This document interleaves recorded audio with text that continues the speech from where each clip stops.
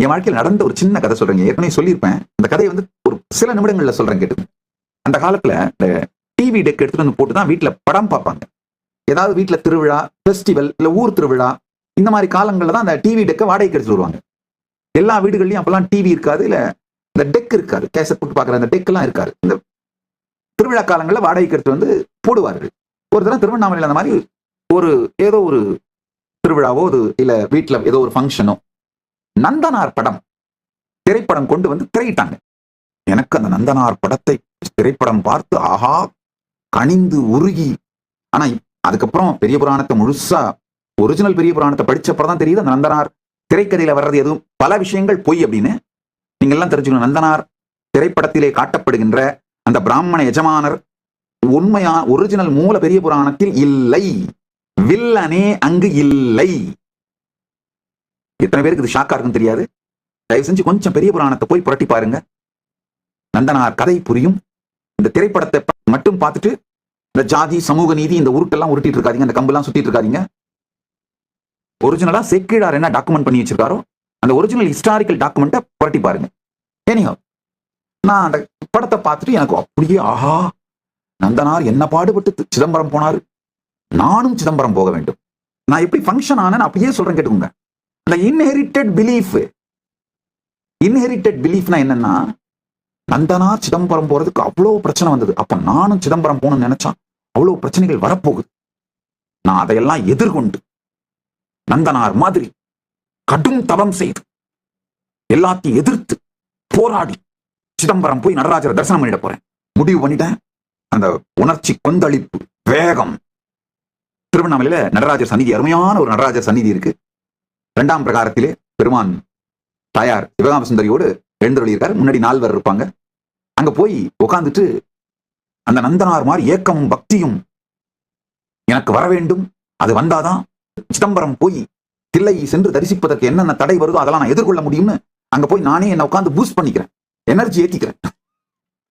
அந்த நடராஜ சந்நிதியில உட்கார்ந்து அப்படியே அங்க குனித்த பூர்வமும் கொபை செவ்வாய் குமின் சிரிப்பும் பணித்த சடையும் பவளம் போல் மேனியர் பால்வெண்ணீர் வினித்த உடைய எடுத்தவர் பாதமும் காணப்பெற்றால் மனித்த பிறவியும் வேண்டுவதே இந்த மாநிலத்தே.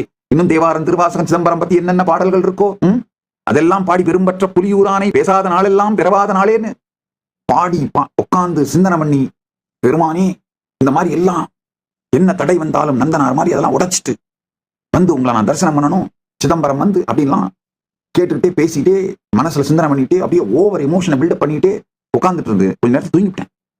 தூங்கினது மட்டும் இல்லாம அந்த அந்த செவத்துல சாஞ்சிட்டு, கோயில் செவத்துல சாஞ்சிட்டு தூங்கிட்டது மட்டும் இல்லாம தூங்கின உடனே ஆட்டோமேட்டிக்கா காலை நீட்டிட்டு தூங்கிட்டேன். அந்த பக்கமா எங்க ஸ்கூல் டீச்சர் கோயிலுக்கு வந்திருக்காரு. அவர் கால் மேலே ஒரு தடவை மெரிச்சு, ஏய் சாமி பார்த்து கால் நீட்டிட்டு தூங்குற, காலம் மடக்கடா. அந்த காலகட்டத்துல திருவண்ணாமலை கோயில் ரொம்ப ஃப்ரீயா இருக்கும். நிறைய இந்த மாதிரி எல்லா காலங்களிலும் மக்கள் இவ்வளவு பேர் இருக்க மாட்டாங்க. நாங்கள் சின்ன அந்த ஊர் குடிகள் பழங்குடிகள் மட்டும் அண்ணாமலையாரை அனுபவித்துக் கொண்டிருந்த காலம் 1980களை பத்தி பேசுறேன், ஏர்லி 80s. ஸோ அதுல இன்னொரு அந்த ஊர்ல இன்னொரு இது என்னன்னா, ஸ்கூல் டீச்சரை கோயில்ல பாப்பீங்க, எங்க போனாலும் சரி உங்க ஸ்கூல் டீச்சர்ல பாப்பீங்க. ஏன்னா சின்ன ஊரு, அவங்க எங்க பார்த்தாலும் சுத்திட்டு இருப்பாங்க. அவர் கால் மேலே மறிச்சு தூங்குறது மட்டும் சாமியை பார்த்து கால் நீட்டிட்டு தூங்குற, காலம் மடக்கடா அப்படின்னு அப்பதான் முடிச்சுட்டு காலை மடக்கிட்டு ஐயோ தூங்கிட்டோமோ அப்படின்னு ஏனிகோ எல்லாத்தையும் சரி திரும்பவும் இந்த வெறி ஏத்திக்கிட்டு முதல்ல என்ன தடை, சிதம்பரம் போறதுக்கு ஸ்கூல்ல பர்மிஷன் வாங்கணும், லீவு கேட்கணும். ஐயோ ஸ்கூல்ல போய் நம்ம லீவு கேட்டா டீச்சர் கொடுக்க மாட்டேன்னு சொல்லுவாரு, கை நீட்டி பெருமாளை அடிப்பாரு. அந்த நந்தனார் படத்துல வருது இல்லையா, ஆண்டேன்னு அந்த நந்தனார் வந்து இந்த பிராமண எஜமானர் அடிக்கிறத வாங்குறாரு இல்லையா, அதே மாதிரி நாமளும் நந்தனார் மாதிரியே சிவபெருமான நினைச்சுக்கிட்டு நடராஜரை நினைச்சுக்கிட்டு ஆண்டேன்னு சொல்லி அந்த அடியை வாங்கிட்டு போயே தீருவேன்னு டீச்சர்ட்ட அடம் பிடிச்சிட்டு, டீச்சர்ட்ட என்னெல்லாம் டயலாக் பேசணும்னு வேற ஃபுல் டயலாக் ரெடி பண்ணிட்டேன். அந்த நேரத்துல இந்த கொஞ்சம் அந்த வேதாந்தம் சைவ சித்தாந்தம்லாம் எனக்கு வகுப்படுத்திட்டு இருந்தாங்க. என்னுடைய சிக்ஷா குரு ஆச்சாரியர் பாண்டுரங்கனார் அவர்கள் வகுப்படுப்பார், தொடர்ந்து வகுப்படுப்பார். அந்த வகுப்பெல்லாம் கேட்டுட்டு இருந்தனால அதெல்லாம் மனசுல தயார் பண்ணி வச்சுட்டு ஏன் சிதம்பரம் போக வேண்டும், ஏன் தரிசனம் செய்ய வேண்டும், தில்லை தரிசனத்தின் முக்கியத்துவம் என்ன, இதெல்லாத்தையும் தயார் பண்ணிட்டேன். அந்த டீச்சர் நான் யார்கிட்ட போய் பர்மிஷன் கேட்கணும், அந்த டீச்சரும் சைவ வேளாளர். ஸோ அதனால என்னென்ன ஆர்குமெண்ட் நான் பேசணுமோ. அவருக்கும் என்னுடைய பாட்டனார் மேல ரொம்ப மரியாதை உண்டு. என் பாட்டனார் வந்து இந்த குலத்துக்கு ஒரு பெரியவர், முன்னவர், ஒரு நன்மதிப்பை பெற்றவர். அதனால என்னென்ன ஆர்குமெண்ட்லாம் அந்த டீச்சர்கிட்ட சொல்லணும் அப்படின்னு ஃபுல் ஆர்குமெண்ட் ரெடி பண்ணிட்டு மெதுவா கிளாஸுக்கு போறேன். கிளாஸுக்கு லேட்டு. கிளாஸ் ஆரம்பிச்சிருச்சு. டீச்சர் குனிஞ்சுக்கிட்டு அட்டண்டன்ஸ் எடுத்துட்டு இருக்காரு. நான் வெளியில நின்றுட்டே இருக்கேன். அவரு அட்டண்டன்ஸ் எடுத்து முடிச்சு நிமிந்து பார்க்கறாரு. மே கமிங் சார், உள்ள வரலாமா சார், வா அப்படின்னு ரொம்ப நெத்தியை சுருக்கி வியப்போட பார்த்து உள்ள வா அப்படின்னாரு. என்ன வேணும் என்ன அப்படின்னு கேட்டாரு. நான் உடனே நான் தான் ஃபுல் ஆர்குமெண்ட் ரெடி பண்ணி வச்சிருக்கேன்ல. சார், நான் சிதம்பரம் போகணும் சார். நந்தனார் படம் பார்த்தேன் சார். அதுல இருக்கிற மாதிரியே நந்தனார் என்ன பாடுபட்டாலும் சிதம்பரம் போய் தரிசனம் பண்ணாரே சார். படாத பாடுபட்டு இருக்காரு, கஷ்டப்பட்டிருக்காரு. அதே மாதிரி எப்பாடுபட்டாலும் என்ன பிரச்சனை வந்தாலும் நான் சிதம்பரம் போய் நடராஜர் தரிசனம் பண்ணணும் சார். அந்த நந்தனாரை அடிச்ச மாதிரி நீங்க என்ன வேணா அடிங்க சார், நான் வாங்கிக்க தயாரா இருக்கேன். ஆனா சிதம்பரம் போறதுக்கு பர்மிஷன் கொடுங்க சார். கையை நீட்டிட்டு வேற ரெடியா, மனசுக்குள்ள அந்த மைண்ட் வாய்ஸ் ரெடி ஆயிடுச்சு. ஆண்டேன்னு சொல்றதுக்கெல்லாம் அந்த டீச்சர் கோல் எடுத்து, எல்லா அந்த காலத்துல ஸ்கூல்ல எல்லாம் கோல் இருக்கும், கோல் எடுத்து கையில மண்டமிலே ஒண்ணு போட்டு, தருதரம் பிடிச்ச நாய, உன்னுடைய கிளாஸ் டீச்சர் இப்ப வேற, நான் போன வருஷம் உன் டீச்சர்ரா அப்படின்னா என்ன அர்த்தம்னா, ஸ்கூல் ஆரம்பிச்சு 3 மாசமா ஸ்கூலுக்கே போல, அதனால என் கிளாஸ் எதுனே எனக்கு தெரியாது. போன வருஷம் யாரு டீச்சரோ அந்த கிளாஸ்ல போய் நின்றுட்டு இருக்கேன். போன வருஷமே உன்னை என் கிளாஸ்ல இருந்து டிரான்ஸ்பர் பண்ணிட்டாங்கடா, ப்ரமோஷன் ஆகி நீ வேற செக்ஷன்டா, நான் உன் டீச்சர் இல்லடா அப்படின்னு மண்டை மேலேயே போட்டாரு. எனக்கு ஐயோ சே. ஏன்னா நான் ரொம்ப ஹீரோயிக்கா ஆர்குமெண்ட் எல்லாம் ரெடி பண்ணிட்டு போனேன். இப்படி மொத்தமும் ஃபெயில் ஆயிருச்சு, புஷ்ன்னு போயிருச்சு. என்னடா இது, கிளாஸ் மொத்தமும் ஓன்னு சிரிக்கிறானுங்க. ஏன்னா நான் வந்து அங்க ஒரு பெரிய ஹீரோயிசத்தை டெமான்ஸ்ட்ரேட் பண்றதுக்காக ரெடி பண்ணிட்டு போறேன். நான் படிச்ச சைவ சித்தாந்த வேதாந்தம், நான் மரபு பாடம் கேட்டேன். சித்தாந்த சாஸ்திரம் வந்து திருவாவூர் ஆதீனத்தோட 14 நூல்கள், வேதாந்த சாஸ்திரம் வந்து கோயிலூர் மடத்தோட 16 நூல்கள். இதுதான் தமிழ்ல மரபு பாடம் சொல்லுவாங்க. அதுக்கப்புறம் சம்ஸ்கிருதத்துல தனியா பிரஸ்தானத்தையும் ஸ்ரீகண்ட பாஷ்யம் படிச்சுட்டு இருந்தோம். மரபு பாடம் கேட்டேன். ஸோ நான் கேட்ட சித்தாந்த வேதாந்த பாடங்கள்ல இருந்தெல்லாம் ரெஃபரன்ஸ் எடுத்துக்கிட்டு தயாரா போனா பாத்தியார் மண்டை மேலேயே போட்டு, கருதரம் முடிச்ச நாய, நான் போன வருஷம் உன் டீச்சர்ரா, இந்த வருஷம் உன் கிளாஸே வேறடா, போடா. மொத்த கிளாஸும் சிரிச்சிருச்சு. அசிங்கமா போச்சு. அப்பதான் எனக்கே ஞாபகம் வருது, 3 மாசமா ஸ்கூலுக்கே வரல. நான் படிச்சேன், பாஸ் ஆன, சர்டிபிகேட் வாங்கினேன்னு சொல்லிக்கலாமே தவிர ஸ்கூலுக்கு போனேன்னு சொல்லிக்க முடியாது. அதான் உண்மை.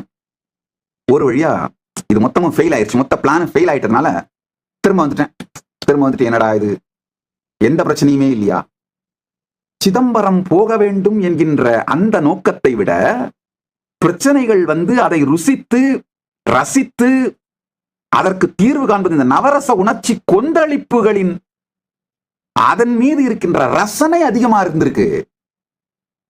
இந்த நிகழ்ச்சியை இப்ப பார்க்கும்பொழுதுதான் எனக்கே புரியுதுங்க, ஆஹா எதன் மீது நமக்கு ரசனை அதிகமாக இருக்கிறது அப்படின்னு. அதுக்கப்புறம் என்ன பண்ண, அப்பவும் உடல கட்டாயம் பிரச்சனை வரும், வராம எப்படி போகும், ஏதாவது ஒண்ணு இருக்கும். நான் பாரு அதை எப்படி தீக்கிரம் பாரு, நந்தனார் மாதிரி நின்று தீக்கிரம் பாரு. அட நந்தனாருக்கு நிஜமாவே பிரச்சனை வந்தது தீத்தாருங்க. இங்க இன்ஹெரிட்டட் பிலீஃப் எனக்கும் வந்தே தீரும் அப்படின்னு கடைசியில போய் தாத்தா கிட்ட போய் நின்ன. என்னுடைய பாட்டனார் தான் பிராக்டிக்கலா என்ன வளர்த்தவர். தந்தை எல்லாரையும் விட, தந்தை தாய் எல்லாரையும் விட தாயாருடைய தகப்பன் பாட்டனார், அவர் தான் என்ன வளர்த்தவர். அவர்கிட்ட போய் நின்ன, தாத்தா சிதம்பரம் போகணும். நான் அது ரெடியா இருந்தேன். வேற அவர் ஏதாவது சொல்லுவாரு, நாம அதை ஆர்கியூ பண்ணணும், அதெல்லாம் ரெடியா இருந்தேன். அவர் ஒரே வார்த்தையில அவருடைய கூடையே அவருடைய பிசினஸ் பார்ட்னர், அவங்களும் ஃபேமிலியே தான். அதான் இந்த சைவவேளாளர் குடும்பங்கள்ல இருக்கிற ஒண்ணு, பக்கத்து வீட்டுக்காரரே நண்பரா இருப்பாரு, ஃபேமிலி பிசினஸ் பார்ட்னரா இருப்பாரு, ஃபேமிலியோட மல்டிபிள் விதங்கள்ல ரிலேட்டிவா இருப்பாரு, நாம ஏதாவது ஒரு பிசினஸ் பண்ணா அதோட கஸ்டமரா இருப்பாரு. இந்த மாதிரி எல்லாமே அந்த 4-5 தெருக்களுக்குள்ள முடிஞ்சிரும் மொத்த வாழ்க்கையும். அந்த மாதிரி டைட் நிட் ஃபேமிலி. அவரை பார்த்தேன், சங்கர, நமக்கு சிதம்பரத்துல மடம் இருக்கு பாரு, சிதம்பரத்துக்கு சைவவேளாளர்களுக்கு மடம் இருந்தது. அது மட்டும் இல்லாம நம்ம ரிலேட்டிவ்ஸும் உறவினர்களும் அங்க இருந்திருக்காங்க. அந்த மாமாக்கு ஃபோன் பண்ணி பையனை வந்து கூட்டு வந்துட சொல்லுப்பா, பாதுகாப்பு சேஃபா போயிட்டு வரட்டும்பா, மடத்தையும் தங்க வச்சு கோயிலையும் தரிசனம் பண்ண வச்சு மடத்தையும் பார்த்துட்டு கூட்டு வந்து விட சொல்லுப்பா. ஒரே வார்த்தையில முடிச்சிட்டாரு. அந்த காலத்துல ட்ரங்க் கால் புக் பண்ணி பேசணும், எஸ்டிடி கிடையாது. ட்ரங்க் புக் பண்ணி பேசி அரேஞ்ச் பண்ணிடுப்பா அப்படின்னு முடிச்சிட்டாரு. எனக்கு புஷ்னு போயிருச்சு. ஏன்னா நான் சிதம்பரத்தை விடவும் நந்தனார் எதிர்கொண்ட பிரச்சனைகளைத்தான் எதிர்பார்த்து கொண்டிருந்தேன். என் முகத்துல அப்படியே புஷ்னு போயிட்டு ஏமாந்துட்டேன். தாத்தா குனிஞ்சு கணக்கு எழுதிட்டு இருந்தது நிமிந்து பார்த்துட்டு என் முகத்துல ஏமாந்து போன இருக்க அந்த ஃபேஸை பார்த்துட்டு, ஏண்டா கண்ணா என்ன நீ போகணும்னு கேட்ட போயிட்டு வான்னு சொன்ன, வேற என்ன பிரச்சனை? எனக்கு என்ன சொல்றதுன்னு தெரியல. இல்ல தாத்தா, நீ வேணான்னு சொல்லுவ, ஏதாவது அதுக்கெல்லாம் என்னென்ன காரணம்லாம் சொல்லலாம், என்னென்னலாம் சொல்லி உன்னை நான் பணிய வைக்கணும், உன்னை நான் உங்ககிட்ட இருந்து அனுமதி வாங்கணும் ரொம்ப தயார் பண்ணிட்டு வந்தேன். நீ இப்படி ஒரே வார்த்தையில சொல்லிட்டியே. அவர் ரொம்ப கேஷுவலா, பைத்தியம், நீ நேற்று நந்தனார் படம் பார்த்தேன்னு தெரியும், இன்னைக்கு கேட்பேன்னு தெரியும், நான் ரெடியா தான் இருந்தேன், போ போ, இப்ப நீ சொல்றதெல்லாம் கேட்கறது எனக்கு டைம் இல்ல, கிளம்பு கிளம்பு. ஒரே வார்த்தையில முடிச்சிட்டாரு. அதுக்கு பிறகு சிதம்பரம் அழைத்து சென்றார்கள். சிதம்பரம் கூட்டு போனாங்க. போய் பெருமான தரிசனம் பண்ண, இந்த மடத்துக்கும் போயிருந்து அங்கேயும் இருந்துட்டு தங்கிட்டு எல்லாம் தரிசனம் பண்ணிட்டு திரும்ப வந்தேன்னு வச்சுக்கோங்க. இந்த மொத்த கதையிலிருந்தும் நான் புரிந்து கொண்டது, உங்களுக்கு சொல்ல விரும்புவது என்னன்னா, பெரும்பாலான நேரங்களில், பெரும்பாலான அப்படின்னா 99.99999% ஆஃப் த நேரங்களில் நாம் வெற்றியை விடவும், சக்சஸை விடவும், ரிசல்ட்டை விடவும் இந்த நவரச உணர்ச்சி கொந்தளிப்புகளுக்கு அடிமையாய் போய் இருப்பதனால் பல நேரத்தில் இல்லாத பிரச்சனைகளை பேயை போல மனதுக்குள்ளே உருவாக்கி பார்த்து அதை தீர்க்க வேண்டும் என்கின்ற போராட்டங்களை உருவாக்கி கண் காணாத கற்பனை சிறையில் காலத்தையும் சக்தியையும் பணத்தையும் உணர்வையும் உணர்ச்சிகளையும் வீணடித்துக் கொண்டிருக்கின்றோம். இதுதான் உண்மை. இந்த சத்தியத்தை புரிந்து கொள்ளுங்கள்.